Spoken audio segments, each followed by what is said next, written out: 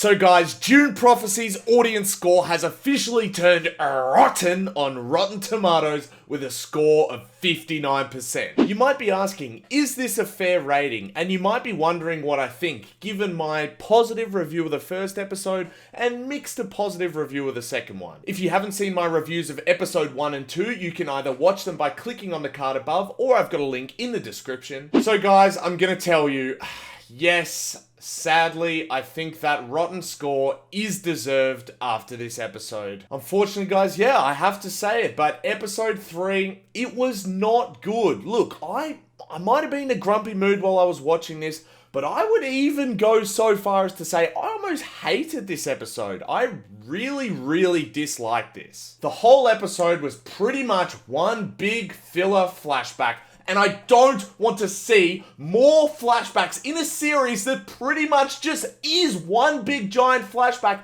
I don't care about them. I don't want to see more flashbacks. The whole idea of these flashbacks is that they're meant to add character depth and backstory to Valya and Tula, but I feel like they really didn't add anything at all to the narrative. It just was superfluous depth to these characters that we just didn't really need to see. There's nothing new here that informs the main narrative plot of the show. It's just meaningless information. If this was a book, maybe it would work. Yes, it's adding extra depth, extra information, extra backstory to the characters, except this is a 6-part limited series, which we are now halfway through. We don't have time to be spending on this stuff.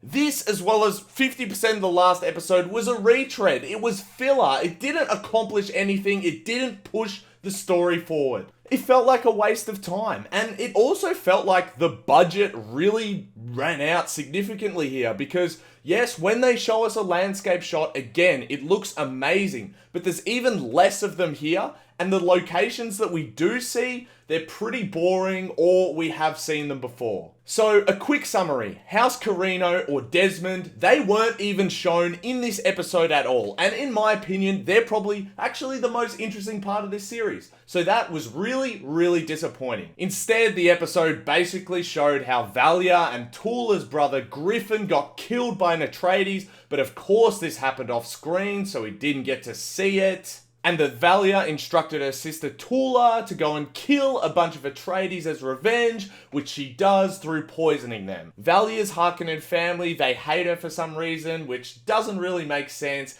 And then Valya goes and does the agony, which is the Bene Gesserit rite of passage. For those that don't remember, that's what Paul did in Dune 2.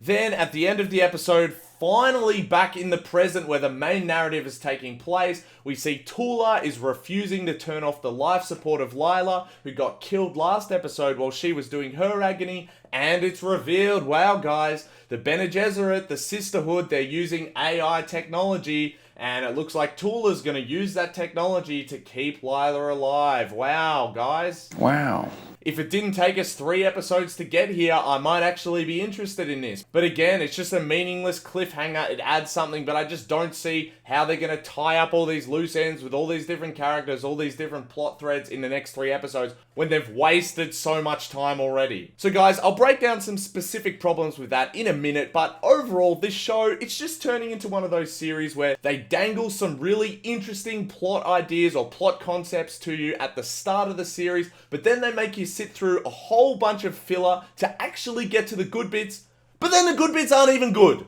They're not even good. Now, granted, we haven't actually seen how this is all going to culminate, but since episode 1, there just hasn't really been anything, in my opinion, that's been really exciting or really hype or something that I was waiting to see. A show should be about being entertained while you're watching it, not watching each episode, getting fed a bunch of meaningless filler to get to a certain point. I should be entertained the whole way through, but instead, here, I'm just left feeling frustrated going, okay, when are we going to get to the stuff that I'm actually interested in? I don't care about these extra flashbacks. Flashbacks, when used to develop character, they can work, but as an audience, we need to know why we're actually seeing these flashbacks, what the reason for that is, how it affects the present narrative, because instead, right now, it just seems like meaningless sort of extra information backstory about Valya and Tula, but it doesn't inform what's happening in the main plot of the story. And if anything, it actually feels like it's adding a bit of confusion and making the characters that I thought I knew them in the first episode, they seem a bit inconsistent with now what we're seeing they were like in the past. And on top of this, the flashbacks themselves, they're not even that entertaining. If they were like, wow, this is visually amazing, wow, there's a bunch of action, at least I'd be sitting there going, well, I'm actually entertained. I'm immersed in the world of the film. But instead, all the interesting stuff, it's just told to us through lines of dialogue. Like when Valya's sister Griffin gets killed by Atreides, we're told that in a line of dialogue. Or when Valya does the agony, all we see is like a few tiny short clips, which we've already seen in the previous episode of like all the sisters in the afterlife or wherever it is where you go when you do the agony. It really feels like the writers ran out of ideas there, because Valya, she's like the main character of the show. She's the mother superior. Surely she would see something interesting when she did her agony, something that as an audience we would be interested to see how that informs her character. Maybe that helped her discover how to use the voice, how to become so powerful. But instead, we don't see any of that. As an audience, we're meant to be entertained by this show. Every scene should feel like it's put there with purpose. And the first episode, it was really good at that. But this episode, it just felt so boring. It was really bad, guys. With some more specifics with that, the dialogue felt really unnatural and clunky at times. It's not really clear why we're meant to care about some of these extra characters that were shown in the flashbacks, like Valya's friends in the Sisterhood. The whole Sisterhood Above All vow thing that the sisters need to do seems pretty silly, because all they gotta do is stand out in the rain until they decide that they want to say the vow. No one actually stops them and tests them whether they actually mean it. Raquella, we do get a few scenes actually with her alive, but her makeup just looks so noticeably bad. I'm guessing the reason for that is we're actually going to get some scenes with her in her youth, but man, the old prosthetics, they're just so noticeable in this episode, and it really took me out of it quite a lot. It just doesn't look right. It just didn't seem clear at all why we were seeing these things, and it just felt like wasting time, which is a real shame. And I really hate to say this, guys, but in this episode, it didn't even actually feel like I was watching Dune or something in the Dune universe. It felt detached from that, and that is really bad. Unfortunately now, I don't have hope that they're actually going to stick the landing like I thought they might have been able to after the first two episodes.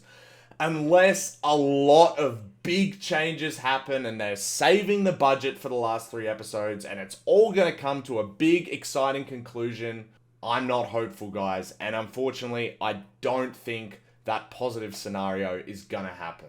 It feels like they put the most interesting parts of the whole series into the first episode, so it grabbed people in like me going, oh, this is actually going to be good, and the people behind the show are hoping that people like me, people like you, are going to sit through these episodes, which they must know are definitely the weaker episodes. I'm guessing and I'm kind of hoping that the critic score on Rotten Tomatoes, which is sitting at 68%, is actually a holistic score, because those critics have got access to the series earlier, and that the audience score is just based on the first 3 episodes. So, you know, maybe that is going to increase if that is the case to match the critic score. But if the critic score is calculated just off the first 3 episodes so far, it really is not looking good for this series.